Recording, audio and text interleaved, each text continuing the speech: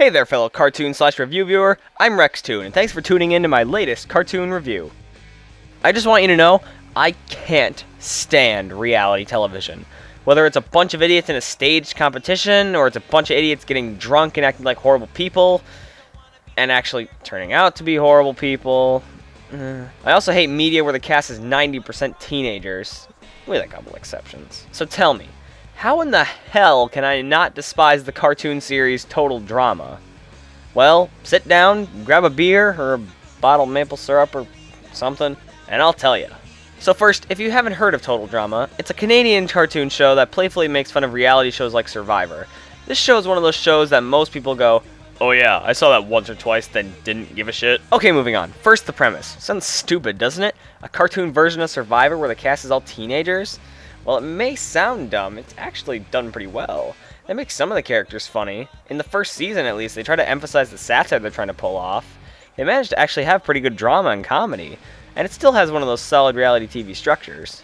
For this review, since Total Drama is technically multiple shows in one series, I'll be reviewing each one on a smaller scale. So let's start with Total Drama Island. Total Drama Island is that one where most people say, "Oh yeah, I saw that once," have seen. And overall, it's my favorite season. While the characters weren't really developed a lot, it did have that certain charm that only the original of a series can have. This one definitely has the most drama involved, with plenty of backstabbing and disappointment, usually caused by the season's main antagonist Heather, which made it all the more satisfying to see her fall. Unlike the more recent seasons, which have more emphasis on the fact that this is a cartoon, TDI seemed a bit more mellow, certainly doing stuff that's pretty impossible for a normal human being, but not having it be all that. The comedy in this show is also pretty mellow, and was more focused on conversational humor rather than slapstick. Granted, it was still there, but not as much as the more recent seasons, as mentioned before. And at this point, every character had a clean slate, so the only characters that got extra focus were the ones that simply lasted longer in the competition. And most of them were entertaining to watch, and if they weren't, they were just simply boring. But to put it simply, Total Drama Island is a really entertaining show on its own, and it's my favorite season of the series. Now on to Season 2, Total Drama Action. Around the end of Island, I knew the common reality show formula was to have the next season be the same thing but with different contestants. But Total Drama did the complete opposite, giving a handful of Season 1 contestants a chance to compete in a new setting, which gives them more room for development.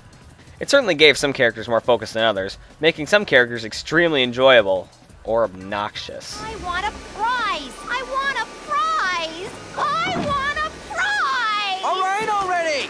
Here! As for entertainment, while I really enjoyed this one, it just can't beat Island. Maybe I'm just playing the nostalgia card here, but meh. It was certainly more funny than the original, with more slapstick, and with the characters being more three-dimensional, it leads to more conversational humor. Although I feel there wasn't a lot of drama in this one, besides the Gwen Trent thing at the beginning, which leads to the most overdone and redundant thing involving 3 characters in this whole series. So overall, Total Drama Action wasn't as good as the season before it, but it was still good. Oh, and it gets bonus points for having my favorite character win. Rant alert! Rant alert! Now,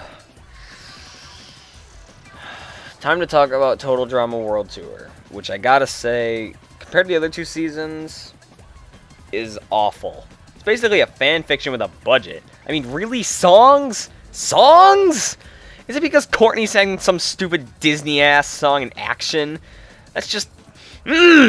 Also, there's way too much focus on some characters and not enough on others. And any drama that's spent in this season is spent on either Heather and Alejandro's sexual tension or that stupid-ass Gwen, Duncan, Courtney love triangle.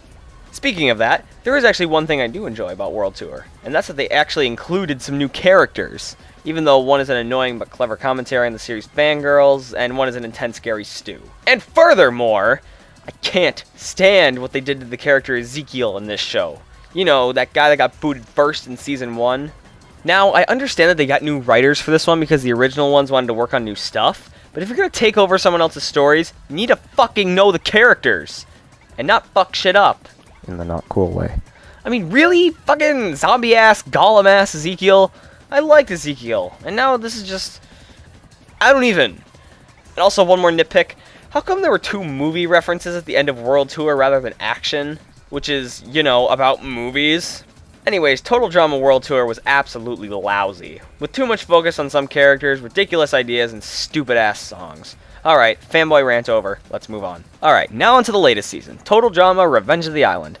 Disclaimer, I know All Stars is now the latest season, but this review was made when All Stars first started, so I'm not counting it. Now, after the catastrophe of World Tour, they finally decided to go back to the old formula, but this time with new characters. These characters are either loved or hated, which I'm kinda fine with, to be honest.